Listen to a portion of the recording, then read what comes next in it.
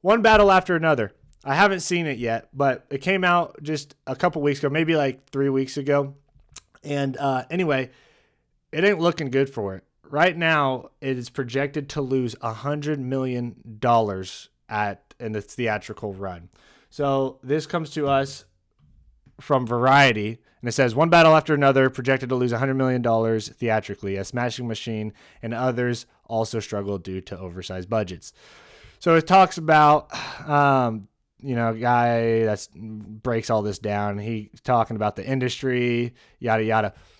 But then he says even Paul Thomas Anderson's One Battle After Another, led by Leonardo DiCaprio, struggled to break out despite being hailed as a generational masterpiece.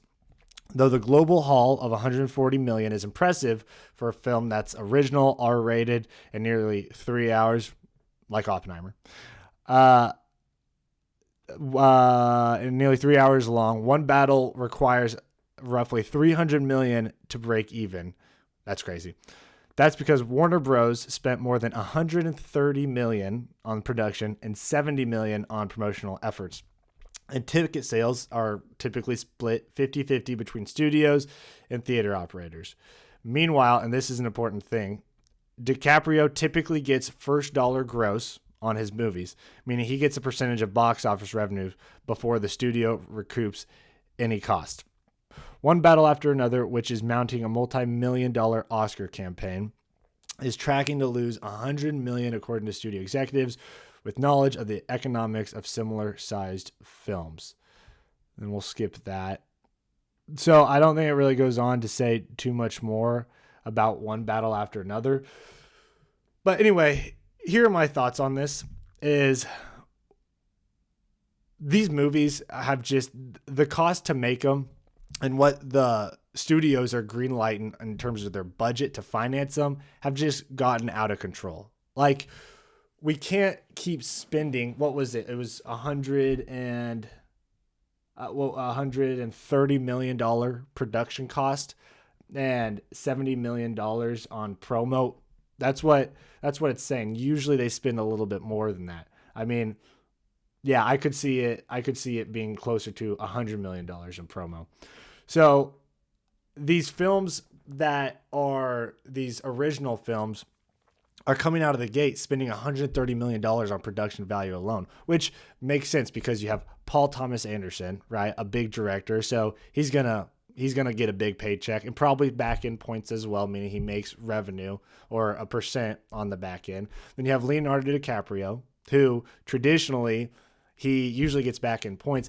Now he's getting, a percent of first dollar. So before the studio can recoup any money, he's taking money himself.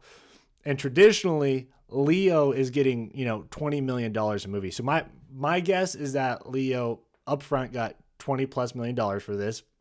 And then he's taken probably, I don't know, something between 10 to 20 and back in, traditionally, I think. And for Inception, he ended up getting like 50 million total dollars. I think his salary was 20 million.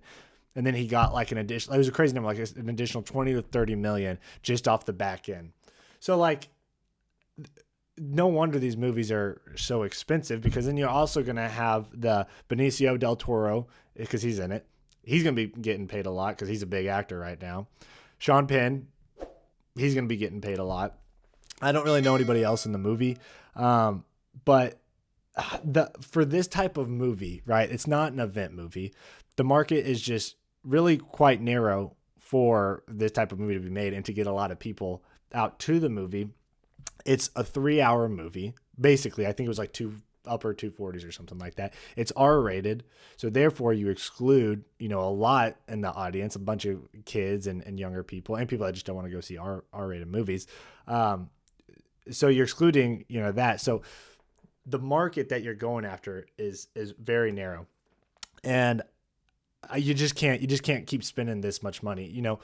Anthony Mackie talks about movie stars, and that no longer are we living in the era of movie stars. Traditionally, from 40s all the way up to specific 90s for sure, 2000s as well. It started shifting in I would say the early to mid 2000s, where people used to go to a movie for Brad Pitt, for Sylvester Stallone, for Arnold Schwarzenegger. These big names could get people to the movies.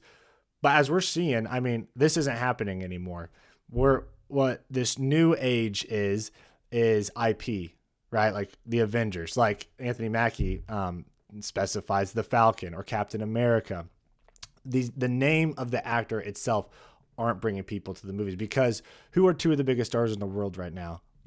Leonardo DiCaprio and Dwayne "The Rock" Johnson. Both of their movies that just came out this month are flopping, and they're getting paid a huge salary to be in this, and yet they're still flopping. So they're going to have to make an adjustment, because the studios just can't. Because at the end of the day, these studios have to make money, or they're not going to keep making these movies. That's just the way that it goes. So what I think needs to start happening is either one, these movie stars they basically take lower salaries up front, and then maybe on back end points, not first dollar, but on the back end of profit, maybe can have a good deal structure set up. But they can't keep making $20 million up front for these, mid-sized movies. But what I think needs to happen, if they don't do that, is the studios need to go to other actors, smaller actors like Austin Butler, who are probably going to cost, 1/6 of that to be in it.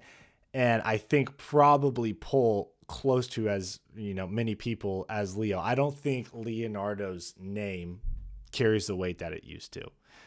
Early 2000s, yes. 90s, yes. But now, again, $20 million for Leonardo DiCaprio, and then a percent of first dollar. That is wild.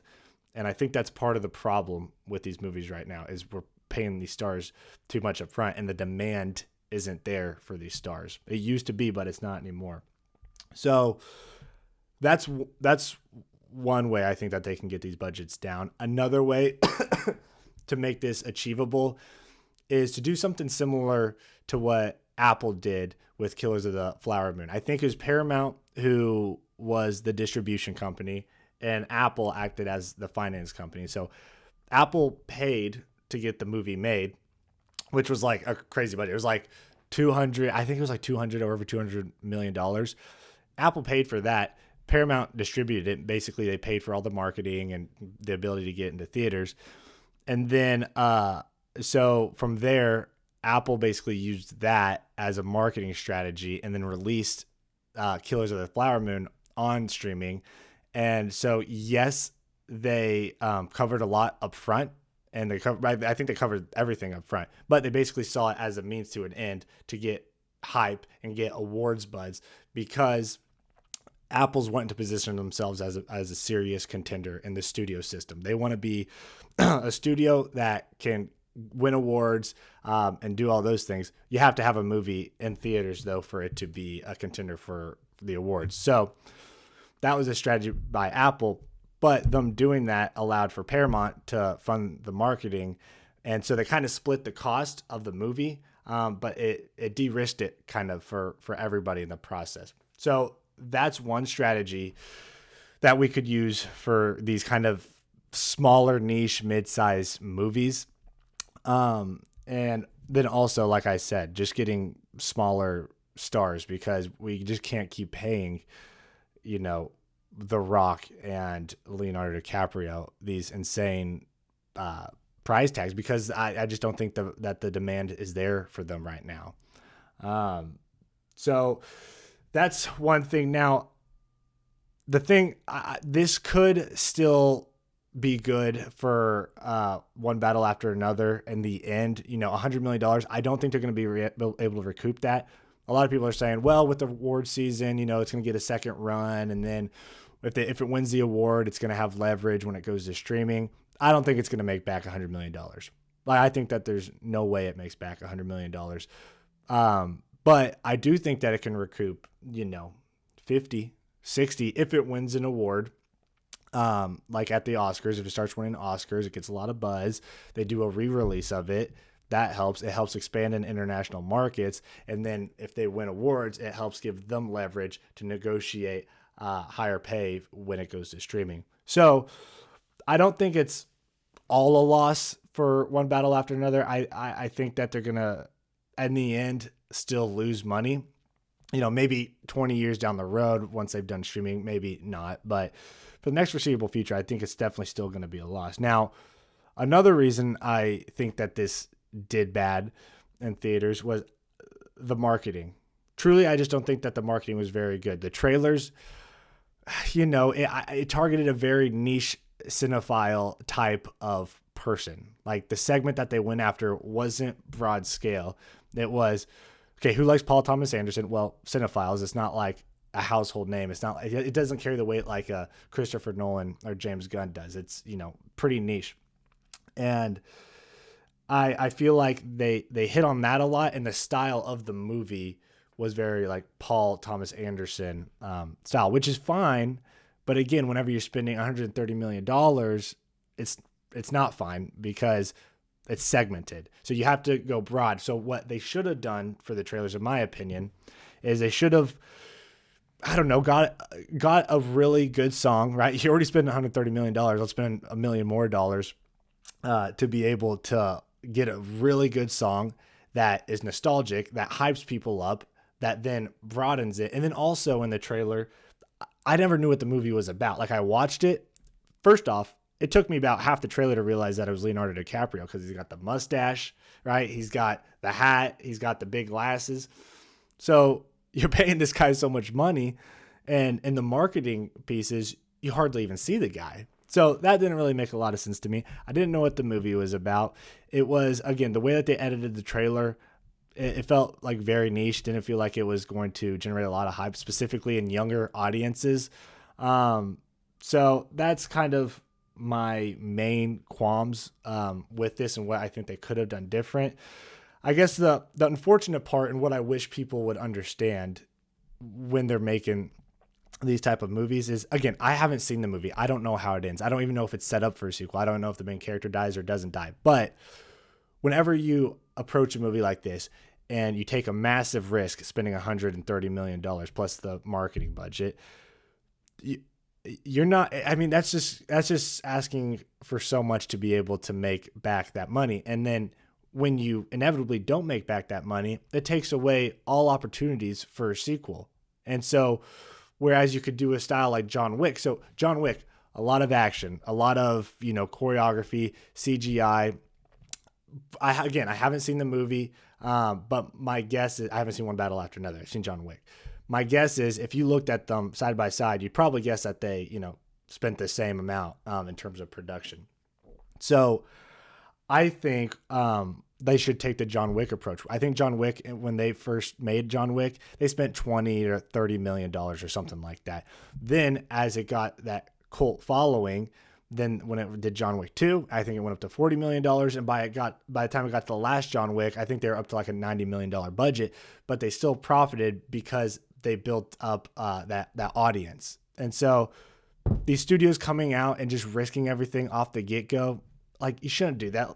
How about you do a $40 million movie? You get a smaller name like an Austin Butler, or you just negotiate with Leo to get it to be reasonable and say, hey, look, we're trying to make 3 of these and this could really pay off for you.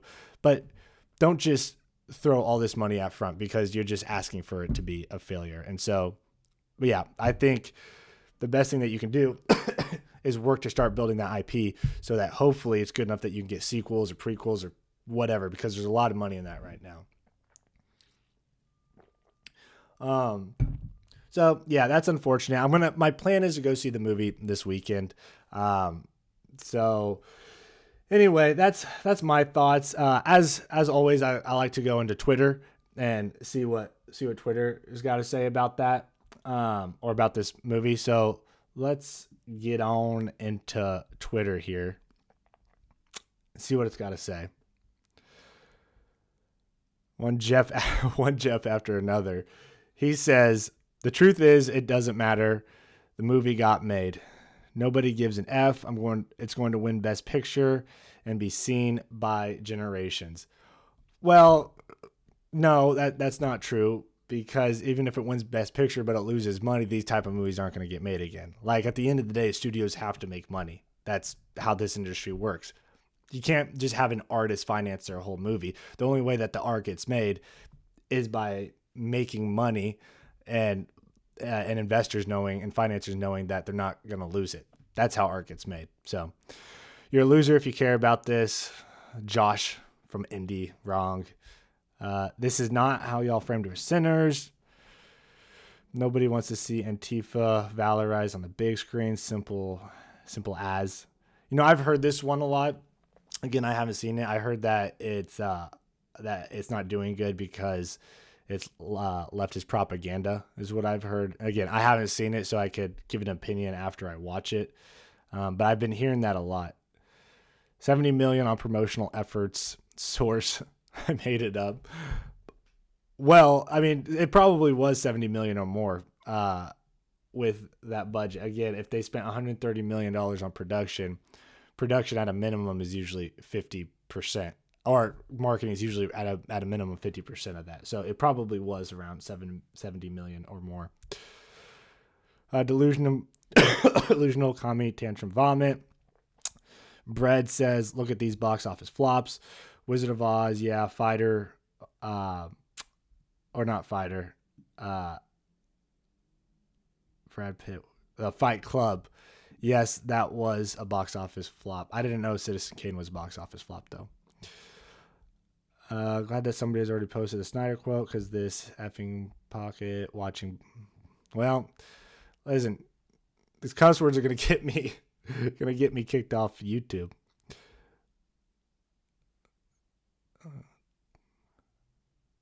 Yeah, I've been hearing a lot of people talk about its wokeness, so I am curious to see, if it feels like that when I watch it.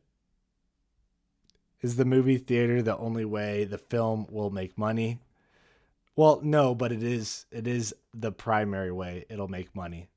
You can't expect it to make $100 million within the next few years just on the back end, unless it strikes a really good deal, but like it strikes a good deal with Apple or someone like that. Oh, I love this. Shut the Oh. Shut up! Will you shut up? Shut! Oh, that's pretty funny. All right, well, all these comments, it's kind of the same thing. I'm seeing a lot of people saying that they think it didn't do good because of like leftist propaganda. And then I see a lot of other people saying that who cares? They're making art. Who cares what it makes? Again, it's got to make money. If it doesn't make money, then future films like this aren't going to get made. So yeah, that actually does matter if we want to get future movies like this made. So anyway, that is my thoughts on it. I guess, what do you guys think?